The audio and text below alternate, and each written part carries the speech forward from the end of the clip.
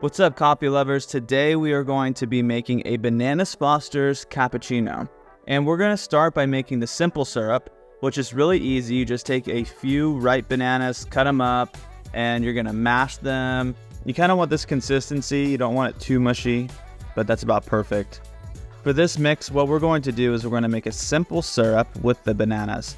So we're going to do 1.5 cups of water, get that to a simmer, and let's go ahead and throw our bananas in there. I used 2 bananas for this, and you can use more if you want it to be more banana-y if you want. We'll bring those to a simmer, and now we're going to put 1 cup of sugar inside of it. And it's a lot of sugar, but it's gonna make quite a bit of simple syrup, so don't worry about it, it's gonna taste delicious. And if you love Bananas Foster's or any kind of banana-y, sugary kind of flavor, you're gonna love this. So let's go ahead and strain it into a mason jar. Except it's super messy and this stuff is incredibly sticky. So I opted just to put it into a bowl first to make it a lot easier.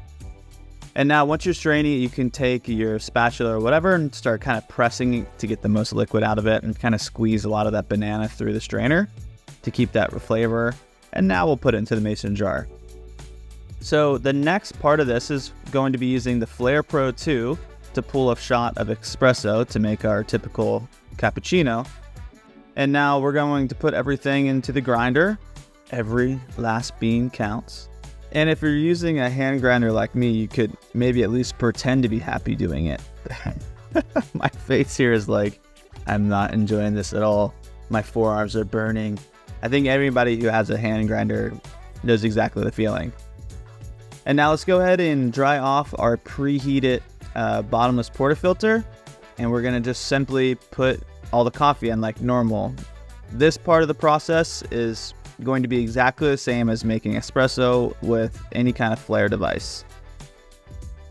Now we're gonna whip out our little WDT tool and just distribute the beans all nice and evenly throughout the basket. And now here's a top view of it. Look how satisfying. So there's why I get a shot like that. Really doing that top end doesn't do anything. Let's go ahead and puck it. Get a nice tamp on there, make it a puck, put our shower screen on. Now it's time to put the hot cylinder on. And the hot water, fill it up. I like to do everything outside of putting it on to the actual Flair itself. Put on the pressure gauge and pop it up on there. And now it's time to pull the shot. I'm going to pre-infuse the coffee, which means pressing down at about 2 bars for about 10 seconds. And then giving it some more pressure and bringing that up to about 6 to 7 bars is typically where I like to press on the espresso. And the brew time on this it kind of varies for me, depends on how hard I tamp. A lot of times though, I get about around 30 seconds, which is about where you want it to be when you're brewing espresso with a Flair, or really most devices, you kind of want about a 30-second brew time. But if you want to do a turbo shot, you can tamp less or ground a little coarser and it'll come out faster. Sometimes I like my espresso that way too. It's just a little less syrupy strong. But now that our shot is done, we're going to go ahead and heat up our milk. I don't have a fancy steamer. I live in Costa Rica, so it's hard to find those kind of items like that. But now that it's nice and hot, we're going to go ahead and add the simple syrup that we made earlier. And this is just a preference. I actually ended up putting a little bit more in it to make it a little sweeter. So I'd say about like 4 tablespoons of that is what I ended up putting in. And then I'm just going to be frothing it with the French press here, which this one is actually more of an actual coffee frother. It's just because it's smaller. But this actually does froth milk really well doing it this method. I have one of those hand ones too, but I like doing the French press more. It just makes a nice even foam.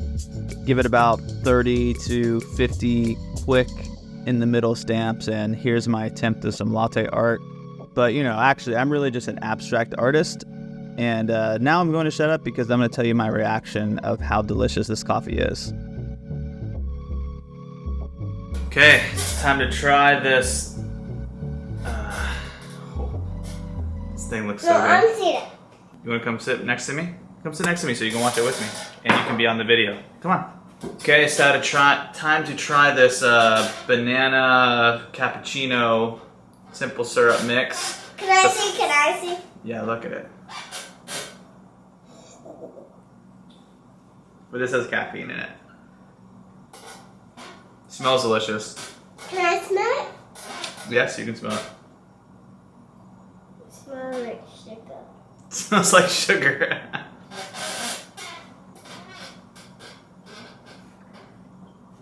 Oh man. That is delicioso. If you love Bananas Fosters, like I love Bananas Fosters, right? Do you love Bananas Fosters? She's never had it, but she loves it. And if you love Bananas Fosters, you would love making this banana. It's like a Banana Foster's cappuccino. Really, it's super delicious. If you guys have any other crazy recipes that you want me and Shanti here to give a try with coffee, leave it in the comments. Right? We'll make some different coffee recipes, right? Right. Like banana peach. Banana peach. Okay, if you guys want banana peach next, although we live in Costa Rica, so we can't get peaches. I do. We'll get creative. Let us know.